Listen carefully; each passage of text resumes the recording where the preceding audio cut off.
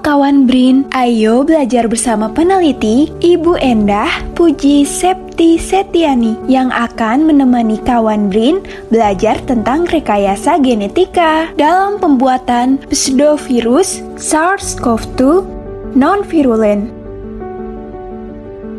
Ibu Endah adalah peneliti di Pusat Riset Rekayasa Genetika di Organisasi Riset Hayati dan Lingkungan. Pertama-tama, apa yang kawan BRIN pikirkan ketika mendengar kata rekayasa genetika? Apakah kawan BRIN terbayang para peneliti yang sedang memodifikasi suatu gen atau DNA, misalnya memodifikasi paruh embrio ayam agar menyerupai moncong dinosaurus, atau rekayasa genetik untuk menciptakan ulang makhluk-makhluk yang sudah punah layaknya di film Jurassic Park? Tahukah kawan BRIN, ternyata rekayasa genetika merupakan dasar dari ilmu bioteknologi yang aplikasinya sangat bermanfaat dalam berbagai bidang kehidupan. Seperti halnya dalam bidang kesehatan, rekayasa genetika dapat dimanfaatkan dalam pembuatan pseudovirus SARS-CoV-2 seperti yang dilakukan oleh Ibu Endah. Pseudovirus SARS-CoV-2 sangat berperan penting selama terjadinya pandemi, yang mana pengaplikasiannya digunakan pada uji netralisasi dan uji cell entry inhibitor yang sangat mendorong perkembangan obat antivirus, screening antibodi, dan juga penelitian vaksin.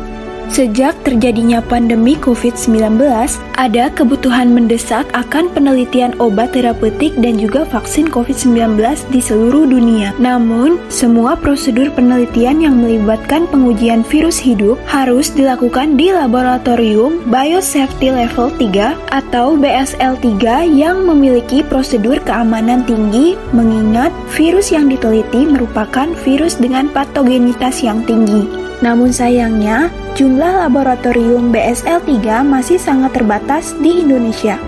Maka dari itu, diciptakanlah pseudovirus atau dalam bahasa awam dikenal sebagai virus tiruan atau virus sintetik yang dibuat dengan teknik rekombinan protein dari SARS-CoV-2, yang mana pseudovirus ini terbuat dari cangkang virus berbahaya, tetapi materi genetiknya dimodifikasi dengan materi genetik virus lain yang tidak berbahaya. Pseudovirus ini terbuat dari glycoprotein VSVG dan green fluorescence protein atau GFP sebagai reporter. Pseudovirus SARS-CoV-2 yang dihasilkan ini tetap bisa menyerang sel inang, tetapi tidak mampu bereplikasi seperti virus aslinya, sehingga dapat dijadikan alternatif yang lebih aman dan dapat dilakukan di laboratorium BSL-2 dengan menggunakan Biosafety Cabinet atau BSC level 2. Berikut ini adalah proses pembuatan pseudovirus atau proses SARS-CoV-2 pseudotyping. Pada hari pertama dilakukan cell seeding, yaitu proses menanam sel menggunakan BHK21. Hari kedua dilakukan proses transfection atau transfeksi, yaitu proses menambahkan plasmid DNA yang mengkode spike dari SARS-CoV-2 yang akan membutuhkan waktu kurang lebih selama 24 jam. Pada hari ketiga, dilakukan proses pseudotyping, yang mana pada tahapan ini akan terjadi akumulasi spike-spike dari SARS-CoV-2 untuk selanjutnya ditambahkan viral particle yang berfungsi sebagai backbone atau inti virus.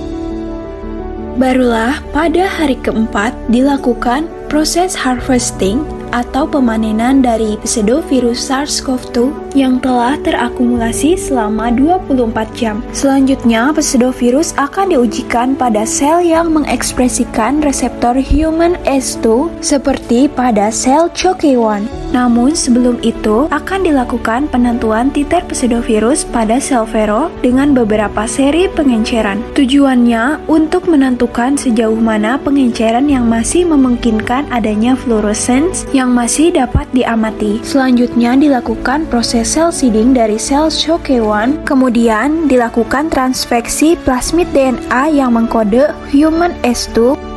Pada hari ketiga dilakukan proses treatment, yaitu memasukkan pseudovirus dan penambahan senyawa-senyawa yang akan diuji. Selanjutnya dilakukan analisis green fluorescent protein, di mana sel-sel yang telah berhasil terinfeksi pseudovirus akan berpendar. Nah, itu tadi adalah penjelasan bagaimana proses pseudovirus dibuat.